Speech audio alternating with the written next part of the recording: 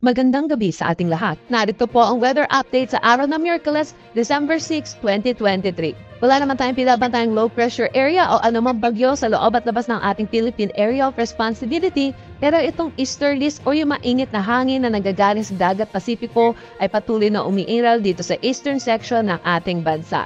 Kung makikita natin, may mga kaulapan dito at ito yung magdadala ng maulap na panahon na may mga kalat-kalat na pagulan dito sa eastern section ng Visayas at Mindanao. Samantala, yung northeast monsoon o yung hanging amihan ay patuloy na umiiral dito sa may extreme northern Luzon. Asahan natin itong Batanes at Babuyan Islands ay makakaranas sila ng bahagya hanggang sa maulap na papawirin na may mga pulupulong may hinang pagpulan. Para naman dito sa Metro Manila at nalalabing bahagi ng ating bansa, asahan po natin ang maalinsangan na panahon pero may mga chance pa rin ng localized thunderstorm lalo na sa hapon at sa gabi. Dako tayo sa magiging panahon natin bukas dito sa Luzon.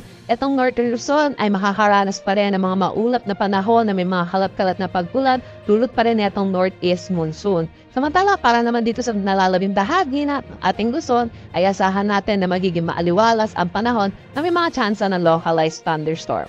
Para naman sa Visayas at Mindanao, itong eastern section pa rin ng Visayas at Mindanao ay makakaranas pa rin sila ng maulap na panahon dahil pa rin dito sa ating easterlies. Samantala, para naman dito sa nalalabing bahagi ay asahan natin ang maaliwalas na panahon. Wala naman tayong nakataas na anumang gale warning sa anumang seaboards ng ating bansa, pero dito sa extreme northern Luzon ay asahan natin ang moderate to rough na kondisyon ng karagatan. Para naman dito sa nalalawing bahagi ay asahan natin ang slight to moderate. Dako naman tayo sa magiging panahon natin sa susunod na 3 araw sa mga piningsyudad ng ating bansa. Asahan natin na makakaranas tayo ng maaliwalas na panahon na may mga tsansa pa rin ng localized thunderstorm lalo na sa hapon at sa gabi.